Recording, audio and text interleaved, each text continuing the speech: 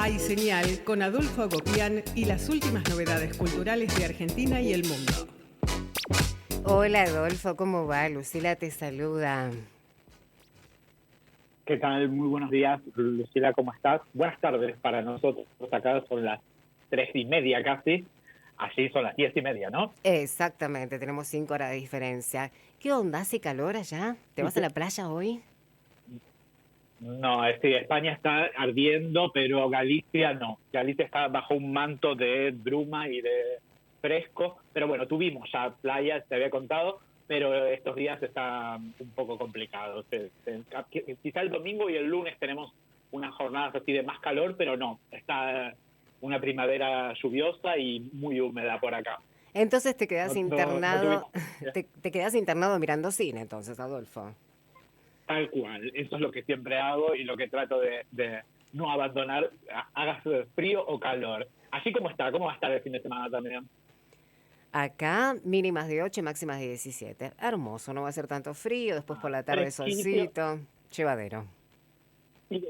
ideal para ir al cine, porque hay muy buenos estrenos. Hoy quería comentar muchas cosas y voy a hablar de una, así focalizamos, de Sí. uno de los estrenos más importantes del día. Hoy voy a hablar de la película nueva de Wes Anderson, que hace muy pocos días también se presentó en el Festival de Cannes, pero atentos, y lo digo antes, para después cuando el tiempo me corra y tenga poco espacio, hay muy buenos estrenos, es muy, pero muy buena.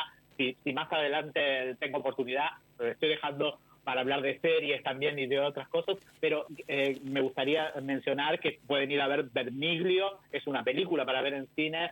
Maura De Petro, una realizadora ítalo-argentina que presentaba su nueva película en las salas de Buenos Aires, o sea que está buenísimo. Hay mucho también, estuve viendo los diarios y hay mucho levantando esta película. Y también un interesante comentario breve de estreno también, un interesante estreno nacional.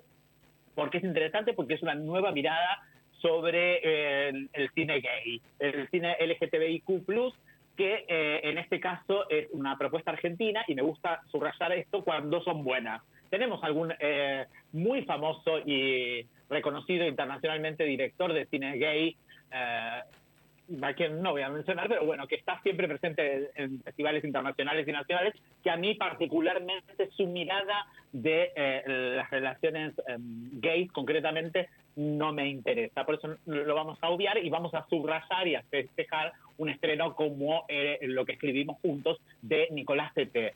Una disección de la pareja de dos chicos.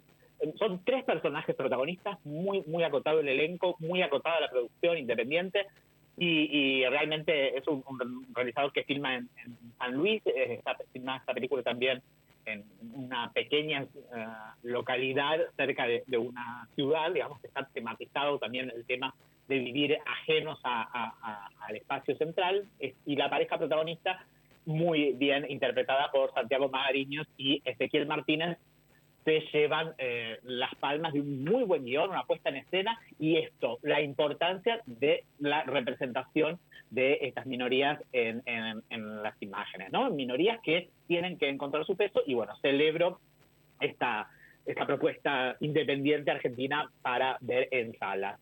Pero hoy decíamos que tenemos un gran estreno. Yo espero muchísimo las películas de este director. Vamos a hablar de esto, vamos a hablar de por qué Wes Anderson es un director importante para hablar de su última película, The Phoenician Skin. Algo así como el esquema fenicio, como le pusieron en Argentina, pero la trama fenicia, como se estrenó aquí hace una semana nada más, y en el resto del mundo, me parece una mejor traducción, lo de la trama fenicia. Me gusta la idea, es un juego de palabras. Esta fenicia no remite a la fenicia histórica, sino es un lugar, un país inventado por, una región inventada por Wes Anderson, suele hacerlo también, como en el Gran Hotel Budapest. ¿Y por qué, insisto, y por qué es importante ir a ver esta película del cine? ¿Por qué es importante celebrar a una personalidad como Wes Anderson? Primero, porque también estuve viendo las críticas, mi columna hubiera sido diferente si no hubiera visto algunas críticas argentinas de la película. Bueno, básicamente están los odiadores y los que aman enloquecidamente a Wes Anderson. signo de los tiempos, digamos, ahora se ama, se odia, se levanta el pulgar, me gusta, no me gusta. Bueno, estamos ante un autor, ante un autor contemporáneo, y un autor contemporáneo americano. Son pocos, contados con los dedos de la mano, los realizadores americanos que tienen una propuesta formal, estética, relacionada al cine de autor. Pero también estamos a un tipo que pretende hacer cine popular. ¿Con qué? ¿Con qué elementos? Vamos a ver si es más autor o es más cine de género.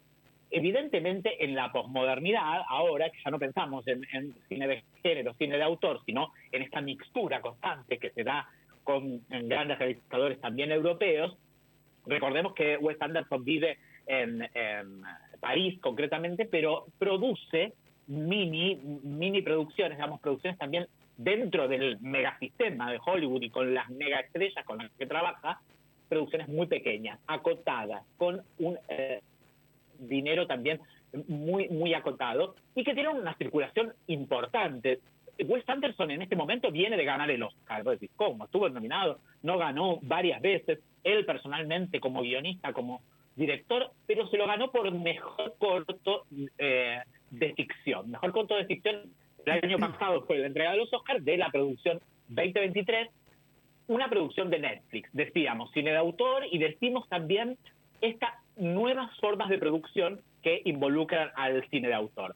¿Es un autor de los clásicos? No. Yo crecí con Wes Anderson. Esto es lo primero que quiero decir antes de comenzar la crítica, ¿no? Hay algo de crecimiento que uno que tiene una edad, más o menos la del director, soy un poco menor, pero quiero decir, son directores, Wes Anderson, Tim Burton, Paul Thomas Anderson incluido, dijimos que eran pocos, los americanos, con los que crecimos, incluso Tarantino, ¿no?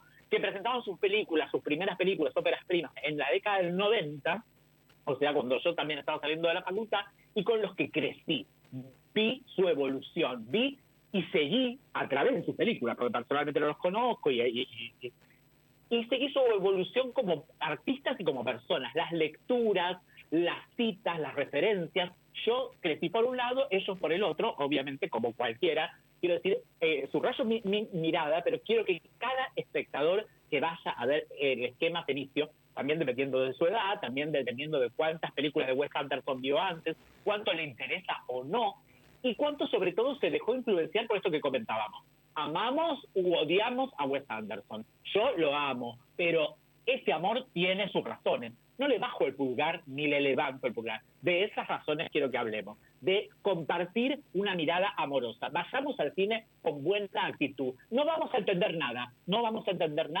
Wes Anderson es una persona que llena de capas y de cajas, elementos que vamos a ir desgranando, ¿no? Pero relajamos y nos vamos a divertir. Y vamos a ver una película con muchísimos elementos muy controlados. Porque Wes Anderson es un director, es un autor, decíamos, contemporáneo, y si queremos decir un genio, al que hay que celebrar cada vez que uno va a verla.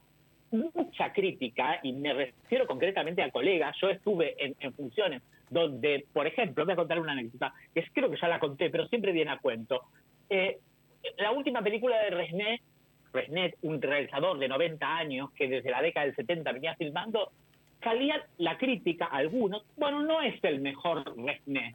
Bueno, la indignación que esto me provocaba era supina. Quiero decir, ¿quién es cualquiera de nosotros, críticos, seres humanos, para decir no es el mejor Resnet? Así, a la apurada, ¿no? No haciendo una estructura, un análisis que deviene, salís de ver la película y decís no es el mejor Resnet. Lo que no es lo mejor es la actitud que vos tenías para ir a ver una nueva propuesta formal de un realizador como Resnet. Cuando estamos hablando de autores, o por ejemplo en literatura, Borges, etcétera, no podemos ir a decir, no es el mejor Borges, perdón. Esto de cuál es el mejor cuento de Borges, una tontería supina. Por eso digo, si somos especialistas, si conocemos todo, bueno, esta es la mejor película de Wes Anderson.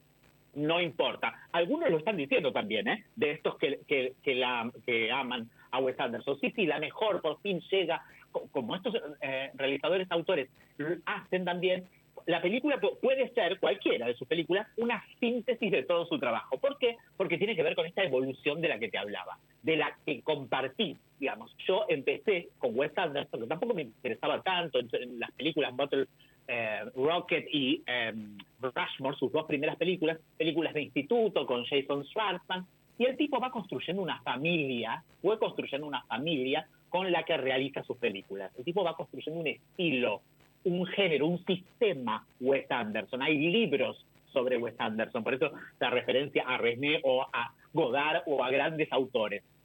Este director no se hace mucho libro sobre autor norteamericano, ¿no? Decíamos, tiene 13 largometrajes, pero se ha formado también con cortometrajes, y cada una de sus críticas y cada una de sus elementos ha retroalimentado la celebración de ir a ver una nueva película, una nueva propuesta. Y últimamente el Festival de Cannes lo ha apadrinado. Y no lo ha apadrinado solamente porque es un autor contemporáneo, sino porque sus películas hay que verlas en cine. Y esta idea de que apenas se estrena en el Festival de Cannes, se estrena a nivel mundial, es una manera de distribuir las películas de la contemporaneidad. No están en plataformas, no se puede acceder de forma ilegal, hay que ver en cine la nueva película de Wes Anderson, ¿no? Es una propuesta que, por eso, nos va a motivar desde millones de lugares.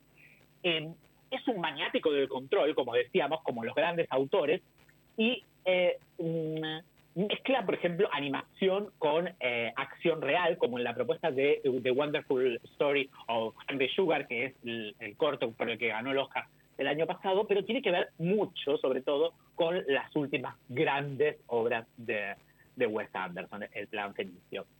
Con El Gran Hotel Budapest, esa obra cumbre, para mí, de lo mejor, ambientada también en una especie de Viena secesionista de entreguerras, estéticamente, los colores, bueno, las capas de relato que tenía el Gran Hotel Budapest.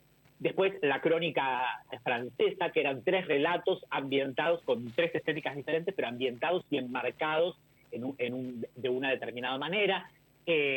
Asteroid City, que también era otro juego de cajas chinas, del desierto a un programa de televisión que reproducía. Esta es más clara, es más directa, hay menos cajas chinas, es más un devenir, es más una road movie de aventura. A todo esto todavía no hablamos de qué lo distingue a Wes Anderson, ¿no? La producción artística de cada película. Bueno, de cada una de estas cosas se pueden hacer libros, y los hay. El vestuario, la escenografía, el diseño de cada plano en cuanto a lo visual. La construcción de cada objeto. En esta película hay un rosario, por ejemplo, que lleva la monja, la hija del personaje de Benicio del Toro. Ya vamos a hablar de los actores. Unas dagas, decíamos, en la construcción de cada objeto y cómo los recorta para mostrarlos Wes Anderson. La utilización de la fotografía, de los colores. En este caso tenemos nuevos fotógrafos. Bruno Delbonnel, que es el fotógrafo de Amélie, es un francés, reemplaza a su director habitual, que es Robert Yeoman. Robert Yeoman es el de las últimas películas, las crónicas francesas y corte. Se tomó, pelearon ni nada por el estilo, dice que van a volver a colaborar, y en este caso Bruno Delbonnel se integra a la familia Wes Anderson. Milena Canonero como la responsable del vestuario. Bueno, estamos hablando de palabras mayores en cada rubro. Quiero destacar, como siempre, que aparece, y en este caso en una hermandad creativa, Alexander Desplat. Wes Anderson, Alexander Desplat y las bandas sonoras. Tengo 1000 propuestas para que vayas a ver esta película, y una de ellas es escuchar primero la banda sonora de la película. Mucha música original de Alexander Desplat, y concretamente música de Mussorgsky y música de Stravinsky, sobre todo. Ajá. Bueno, todavía no mencionamos a el sistema de estrellas que va a desplegar Wes Anderson, ¿no? En cada propuesta, los elencos y la construcción de este elenco en particular. En este caso hay un protagonista destacado. es poco habitual. Las últimas películas eran muy corales, varios protagonistas en varios casos, o en el caso de las películas en episodios, uno o dos protagonistas por cada uno de los episodios. En este caso, después de haber trabajado con él también en La Crónica Francesa, Benicio del Toro en su máxima expresión. Decíamos, un único protagonista. Se suele decir también que Wes Anderson los convoca para que no actúen, para que pongan cara de nada, etcétera, etcétera. Vayan a ver, y se suele también decir que las películas son frías. Vayan a ver qué hace Benicio del Toro con su personaje. Es un ser, el personaje, muy desagradable, una especie de Donald Trump o Elon Musk de la década del 50, un multimillonario que tiene así como negocios turbios.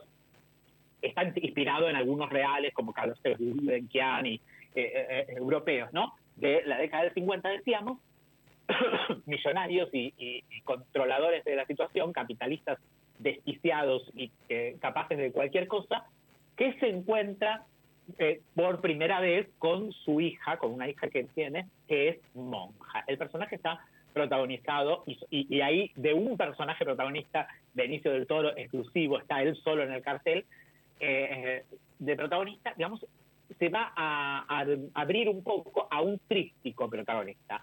El personaje, decíamos, de la hija, Mia Stapleton. Mia Stapleton es la hija de Kate Winslet, que ya vamos a tener que aprendernos bien su nombre y su filmografía. Esta es su primera gran película y su primer gran protagónico. Mia Stapleton está espectacular, es increíble lo que hace en relación a la sutileza que decíamos de este no actuar que pide a sus personajes Wes Anderson, ¿no? Decíamos, la sutileza de la actuación de Benicio, la trama Fenicia, la trama Benicio podría ser también, ¿no? El esquema Benicio. Hay algo delicado que vuelve entrañable a un personaje monstruoso, y esto se va a dar en la mayoría de los personajes de Wes Anderson, ¿no? Él quiere a todos los personajes, a los villanos los caricaturiza y les toma una distancia irónica de la cual nos vamos a hacer parte. Vamos a querer a este ser despreciable que está recibiendo atentados constantemente contra su vida, y que nos va a llevar por una aventura para construir un mega plan, un plan fenicio absolutamente enloquecido. ¿Qué quiero decir con esto? Y al principio de la película, ya para relajar, dije, no se entiende nada. Sí. Es muy compleja la construcción del plan que va a armar Wes Anderson, el personaje de Benicio del Toro y sus ayudantes, su hija en este caso, y el otro protagonista. Decíamos que este único protagonista de Benicio del Toro se abre a tres: su hija y un colaborador, un personaje muy cercano al trío, que va a estar interpretado por Michael Cera. Bienvenido al universo Wes Anderson, Michael Cera, que van a estar como el trío protagonista, una especie de entomólogo muy pendiente de insectos y de muchos elementos que vienen también de otros personajes de la fauna Wes Anderson. Bueno, a partir de allí y de partir a realizar este mega plan fenicio, empieza el desfile de estrellas, el desfile de personajes a los que nos tiene acostumbrados. Los primeros, los más destacados por cartel y por lo pequeño que hacen, digamos, también todos tienen actuaciones, algunos casi que ni siquiera serían considerados cameos en una película tradicional, ¿no? Los primeros protagonistas, decíamos, Tom Hanks y Bryan Cranston, dos empresarios estadounidenses jugando al básquetbol. Por eso cada secuencia va a construir una célula que tiene su propia característica humorística. Hay un humor que es muy sutil. Algunos se pueden morir de risa y otros pasar con una leve sonrisa o no entendiendo de qué se rían los demás. Las referencias están ahí para que cada uno se las apropie, digamos. Esto, el desfile de estrellas siempre es fundamental en las películas de Wes Anderson, y en este caso Matthew Almeric, Jeffrey Wright, Scarlett Johansson en un secundario muy pequeño como la prima Hilda, pero deliciosa, Benedict Cumberbatch sobre el final enloquecido con una trama que ya se va al cartoon, a la aventura de dibujos animados, ¿no? De explosiones y situaciones muy caricaturescas en el sentido de el dibujo animado. Decía lo de Mia Stapleton como para subrayar en cuanto a su actuación, porque su monja también es... también leí una crítica donde la subrayaban a ella como lo único sensible de la película, pero por favor, la sensibilidad que despliegan todos los personajes es la misma que ella, digamos, está bien subrayar esa sensibilidad que ella aporta como actuación. Después de esto, ¿no? Nos gustan más, nos gustan menos otros personajes, otros momentos, pero es tanto lo que tiene para aportar una película de Wes Anderson, ¿no? Las referencias, los libros que leen los personajes. Bueno, también tengo que estar atento a eso, sí. En este caso, la película recurre a estar estructurada con unos carteles que, les adelanto, no ayudan mucho. Al contrario, complican. Hay unos porcentajes que se van dando entre los principales inversores que va buscando el personaje de Benicio del Toro, pero, insisto, no se paren en lo que no entienden, sino subrayen lo que se disfruta. Esto se podría decir como de cualquier película, de una película mala, pero lo que estamos diciendo acá es invitar a ver a un artista que hace películas gozosas. Decíamos los libros que leen los personajes, decimos los cuadros que aparecen en la imagen. Hay por lo menos 6 o 7 que parece que son reales. Esto en una época donde se puede truchar claramente una referencia. No, hay un matiz y un Renoir originales dentro de la película. Aparecen, quédense, por favor, y prendan fuego el cine si les cortan los títulos de crédito del final. Aparecen las referencias. La mitad de los títulos de crédito del final, como siempre con Wes Anderson, ¿no? El desglose de la música que aparece y las referencias pictóricas que utiliza están detalladas en los títulos del final, o sea que también es un placer. Me queda todo por decir, ¿no? Los nombres de los personajes, cómo están construidos, cada una de las cuestiones de los rubros técnicos que decíamos son destacables. Me parece que lo que hay que hacer con las críticas y con la mirada es incentivar esto, las ganas de que nos guste, las ganas de celebrar un nuevo Wes Anderson. Después, si se repite, sin más, sin menos, si me aburro, si no me aburro, está dado por por la forma que cada uno conecte. Invito a celebrar a un autor como Wes Anderson, invito a celebrar esta nueva propuesta de Wes Anderson en las salas y nada más, porque me parece que me super excedí, pero volvemos la semana que viene, que voy a estar más tranquilo y voy a hablar de series. Perfecto, gracias Adolfo, como siempre. Abrazo muy grande y que tengas muy buen fin de semana. Un beso muy grande, Lu, y muy buen fin de semana para todos, que hay mucho para ver y para hacer en las salas de Buenos Aires. Adiós, hasta luego. Recién estábamos hablando con Adolfo Agopián, nuestro columnista de arte y espectáculos, y que nos contaba acerca de esta película de Wes Anderson, El esquema fenicio, que ya se estrenó.